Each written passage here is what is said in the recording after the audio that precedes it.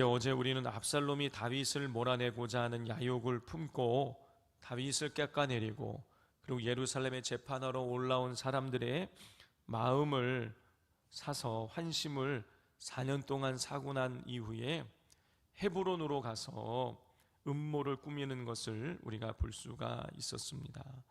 보다 구체적으로 말씀을 드리면 압살롬은 쿠데타를 일으키기 위해서 헤브론에 간 다음에 12지파에게 사람들을 보내어서 나팔 소리가 들리면 압살롬이 헤브론에서 왕이 되었다라고 이렇게 외치게 시켰죠. 자, 그런데 이런 압살롬의 이런 계획들이 다윗의 귀에 들어가게 됩니다. 다윗은 압살롬이 백성들의 환심을 사서 쿠데타를 일으키려고 한다라는 그 이야기를 듣고 이런 반응을 보여요. 우리 13절 14절 말씀을 같이 한번 읽겠습니다.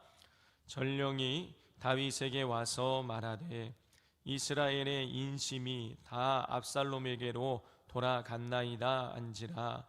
다윗이 예루살렘에 함께 있는 그의 모든 신하들에게 이르되 일어나 도망하자.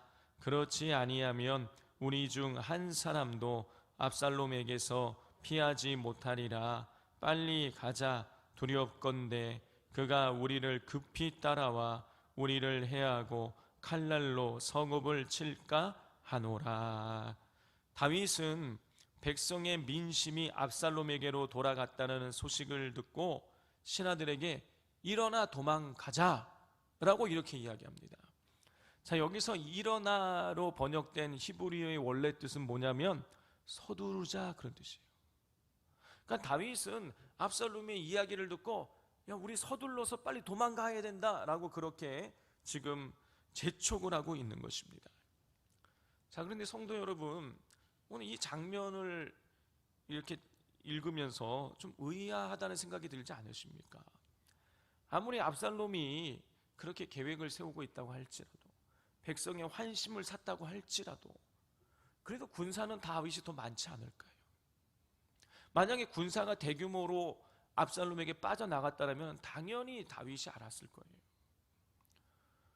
그리고 압살롬이 설사 그렇게 많은 군사를 모집해서 가지고 있다고 할지라도 다윗은 지금 다윗 성을 지키고 있는 것입니다. 전쟁에서 성을 빼앗는다는 건요, 엄청나게 힘든 일이에요. 2배 이상의 인원을 가지고 있어도 성을 점령하기가 힘든 상황인 것입니다.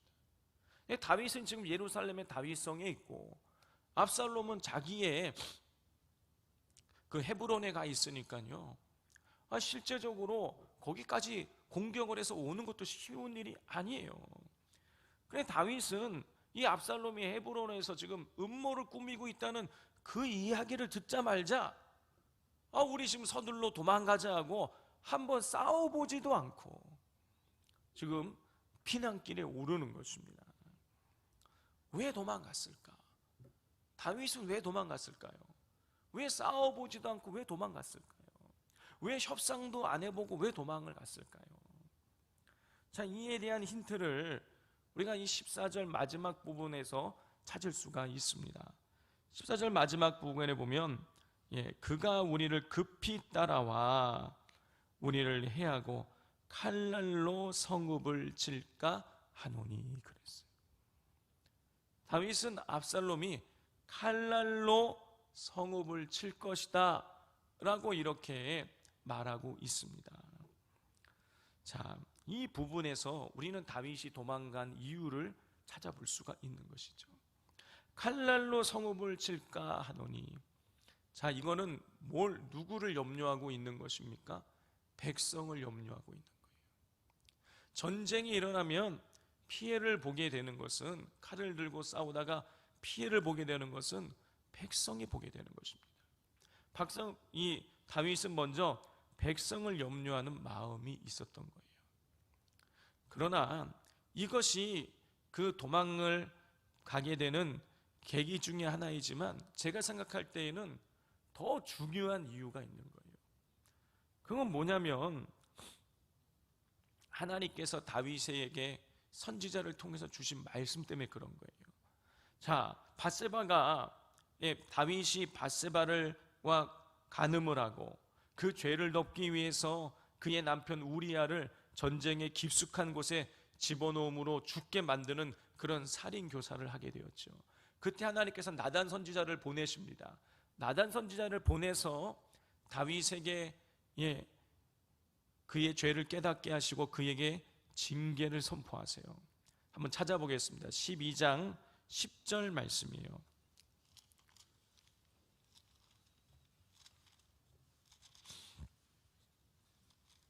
12장 10절,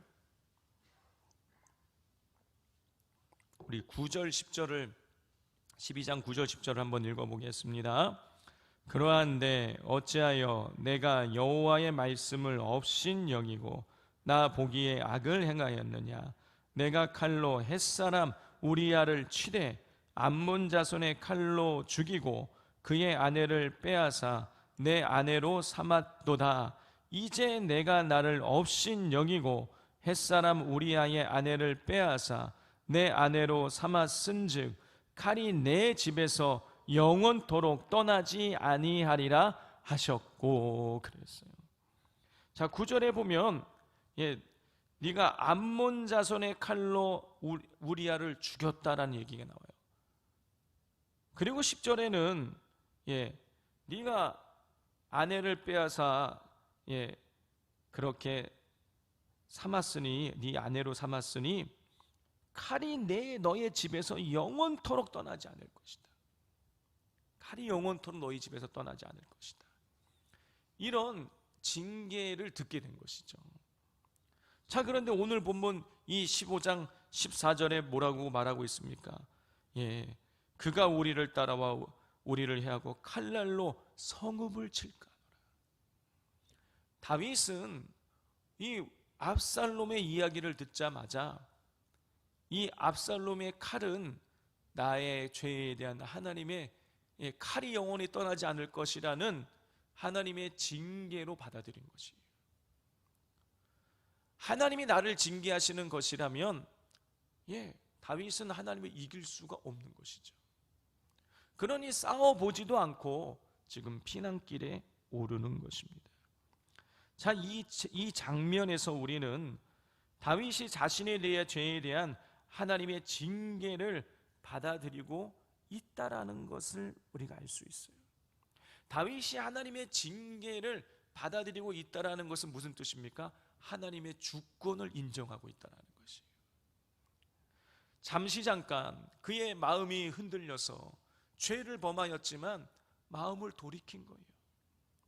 하나님께 완전히 마음을 돌이킨 것입니다. 그렇기에 싸워보지도 않고 도망길에 오르고 있는 것을 보게 됩니다. 다윗은 철저하게 자기의 지은 죄에 대한 그 하나님의 그 징계를 받아들이고 있는 거예요. 징계를 받아들이고 있다는 것은 자기의 죄에 대해서 철저하게 돌이키고 있다는 것을 보여주고 있는 것이죠. 성도 여러분, 우리도 돌이킬 수 있을 때 돌이켜야 되는 것입니다. 하나님께서 우리에게 돌이킬 수 있는 기회를 주실 때, 시간을 주실 때 우리가 죄인 지은 죄에 대해서 철저하게 우리가 돌이킬 수 있어야 하겠습니다. 다윗은 압살롬의 이야기를 듣고 서둘러 피난길에 올라요. 자, 그런데 오늘 본문 이 18절을 보면 다윗이 그렇게 피난길에 올랐을 때 그렛 사람과 블렛 사람들이 따라왔어요. 그리고 또 한 무리가 따라오는데 가드 사람 600명이 다윗과 함께 피난길에 오르는 것을 보게 됩니다. 자, 근데 성도 여러분, 가드라는 지역이 어디서 들어보지 않으셨습니까? 가드는요, 블레셋에 속한 도시 이름이에요. 자, 그런데 가드 사람 600명이 다윗을 따르는 거예요. 그러니까 블레셋 사람들이 지금 다윗을 따르고 있는 것입니다. 자, 다윗은 블레셋의 원수예요. 블레셋의 위대한 장수인 골리앗을 죽였기 때문에 블레셋 입장에서는 다윗은 원수 중의 원수인 것입니다.